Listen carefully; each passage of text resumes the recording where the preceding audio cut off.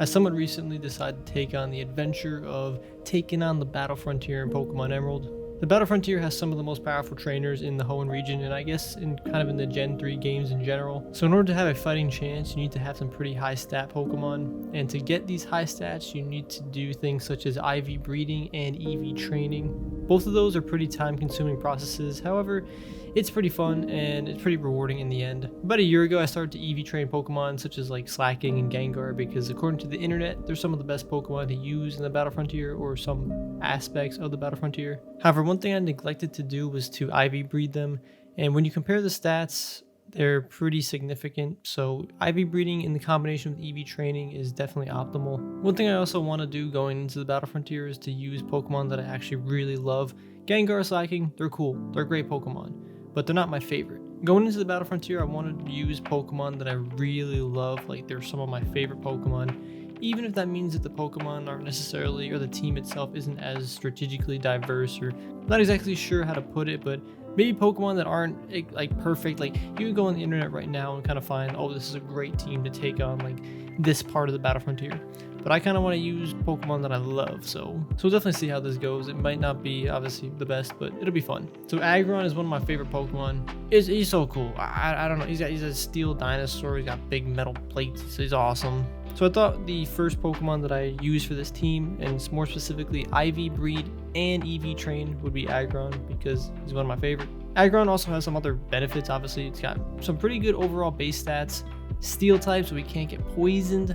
Aggron also has the 4th to 5th highest defense stat, like base stat in the game, or I guess more specifically out of the Gen 3 games. Steven is also my favorite character in Pokemon, and he uses Aggron, so that's just another reason to use Aggron, just because Steven's awesome. There are a lot of steps in this IV breeding and EV training stuff, so it gets kind of confusing maybe at times. So we're gonna break it down kind of step by step on what I'm doing. But again, I'm not like some expert Pokemon trainer in the Gen 3 games. I'm just a normal person trying to make a cool Aggron with really high stats. We can bring him to the Battle Frontier.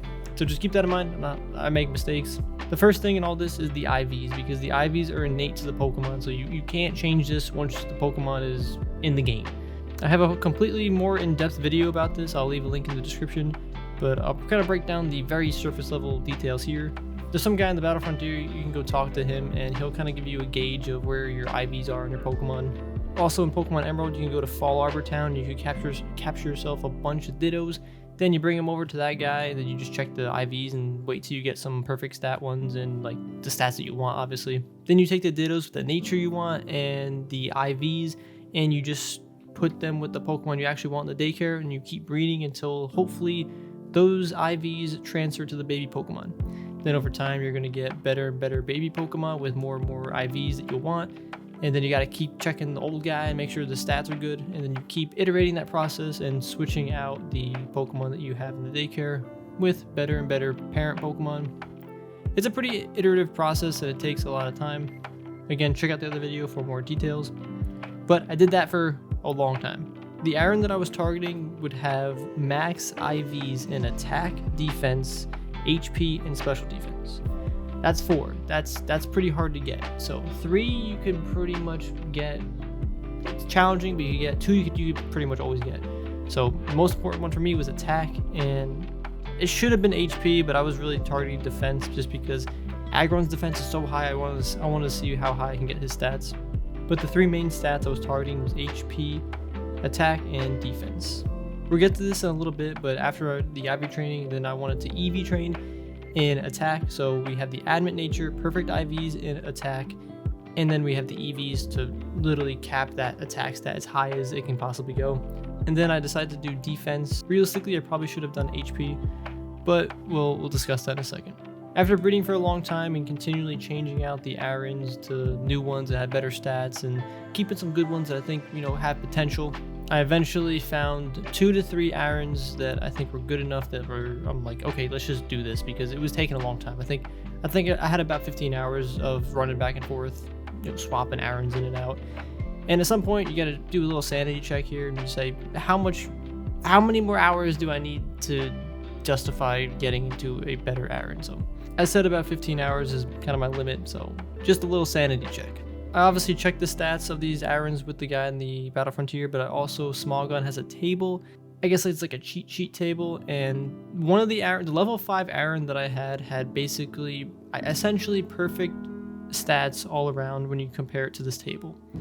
Although the old guy was telling me otherwise, this table was telling me something different. I didn't really know what to trust fully, but I decided, you know, I might as well just EV train this and then we'll see what happens. Like, the EV training isn't like that long of a process compared to the IV breeding. So I decided to trust the Small Gun table a little bit more in this because the base stats at level 5 just seemed too good to not train this Pokemon. One thing I was hoping for was the sturdy ability, so protect it from one-hit KOs. Like, Rockhead ability is not that bad, but like sturdy is just so good. So I was really hoping to get that, but I ended up not. So potentially if I want to train another one in the future, then I'm going to make sure it has sturdy. So I ended up taking the 2 Aggrons, one that was level 5 with the pretty good stats when compared to the Small Gun table, and then the other Aggron that I was using to actually breed that Aggron, and I brought him over to FireRed because in my opinion FireRed is just so much easier to EV breed or EV train as well as just level up the Pokemon. I think it's just so much easier in that game. You got the Versus Seeker, you got the like Savalt Canyon, you got, in my opinion, it's just a lot easier to do in FireRed, so that's why I did that. Just to make sure we're all on the same page, right now we've completed the IV breeding. There is nothing else we can do to influence the IVs. The next step is to do the EV training, which involves actually defeating other Pokemon and, I guess, putting other points into those stats. I first put the Macho Brace on Aggron because this is going to double the amount of EVs the Pokemon's going to get when we defeat something in battle. Then I ran it over to Celadon City to pick up some vitamins. If you don't know what vitamins do, they give 10 stats for each vitamin in that specific stat that you're increasing. You can use up to 10 vitamins per stat. However, you don't really want to cap out on more than 2 stats. So typically you're going to fill up your Pokemon with 20 vitamins, and those are mostly going to be in the 2 stats you really want to increase. You can only use vitamins in the first 100 stats, if I'm remembering correctly. So you kind of have to do this from the beginning. I decided to give my Aggron the attack and defense vitamins because those are the stats that I selected. After that, I went on over to Mount Moon. We're going to do the attack EVs first. If we go to the intermediate zones, Paris spawns here 100% of the time. This is definitely the best place to get your attack stats. Each Paris is going to give 1 attack stat on defeating it. However, with the Macho Brace, it's going to give us 2. Each Pokemon can have a total of 510 total EVs. However, each stat can only have a max of 252. So our attack stat can have 252. We just put the 100 in from the vitamins. That's going to give us 152. Divide that by 2 is going to give us 76. So we have to defeat 76 Paris to max out our attack stats, or our attack stat. There's no way to check your progress on this along in your game, so make sure you're kind of keeping a tally, or at least I keep a tally to make sure I'm trying to figure out where I am along or how many more I need to defeat. Even after defeating the 76 Paris, I ended up defeating maybe like 5-10 more just because I get nervous that I tally wrong, because that usually happens. I like blank out and I either tally too many or I just human error. It took about an hour or 2. Then after that, I wanted to do the defensive EVs. Objectively, the best place to go is Route 21 because Tangela spawns there. It's 100% spawn rate, so you're gonna get 1 EV each defeat 100% of the time. However, I'm a rebel and I decided to go over to the Savalt Canyon. There are plenty of Pokemon over here that give defensive EVs. However, not all of them do. It's not 100% spawn rate. The reasons why I'm doing this are because the Pokemon have higher levels, so my Aggron is going to gain a lot more levels faster to getting it to 100. And also Larvitar spawns here 5% of the time, and I'm still trying to shiny hunt it. It's been, I think, like 5 years. I don't even know. It's been a long time. I'm really trying to get this Larvitar. So any additional counters I can get would be nice because it's a very, very, very small probability. After getting the remaining 152 EVs in defense, I defeated 3 Phanpys. Phanpy's going to give 1 HP EV, and so that's going to give us 6 total EVs because we got the Macho Brace. And now that's going to complete our 510 total EVs for this Aggron. The next step is to get this Pokemon level 100 and see what the actual stats are. I swapped out the Macho Brace for the Lucky Egg. This item took me so long to get, but it's worth it. It gives you 50% more EXP on your defeats. The fastest way is probably to go through the Elite Four with the Lucky Egg, or you battle these 2 trainers in the Savalt Canyon, and then you got the healing center right next door. Probably a lot faster, but again, I wanted to try and get as many encounters as possible on Larvitar. So most of my grinding was just in the grass here, defeating everything. But every now and then I did defeat those 2 trainers just to kind of speed up the process a little bit more. Once Aggron got to level 100, I think it's time to kind of assess how we did. The main way I decided to do this was to compare it to Cerebee's website, because I just like Cerebee's website a lot.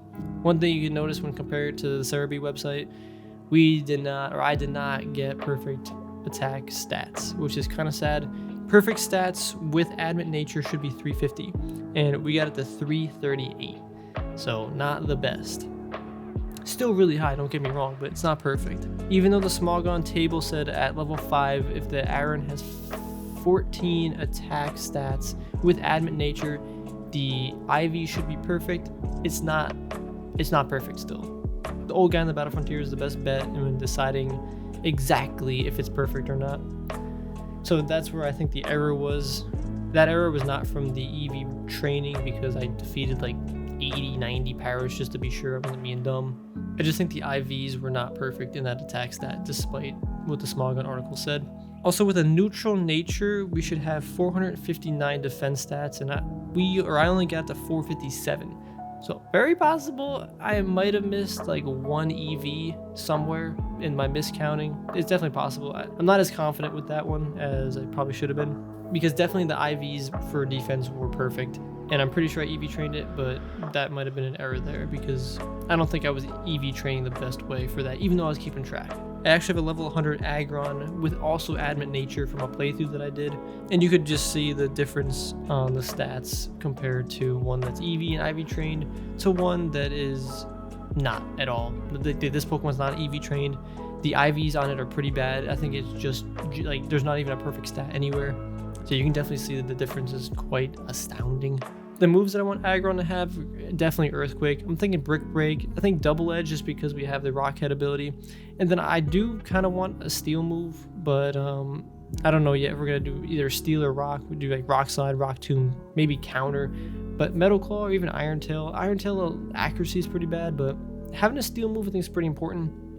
But again, this is why Metagross is just a better Pokemon, because Meteor Mash exists. But yeah, I haven't confirmed yet what I'm going to use for the moves. I'm probably going to end up EV training the other Aggron, because that definitely has perfect stats in attack.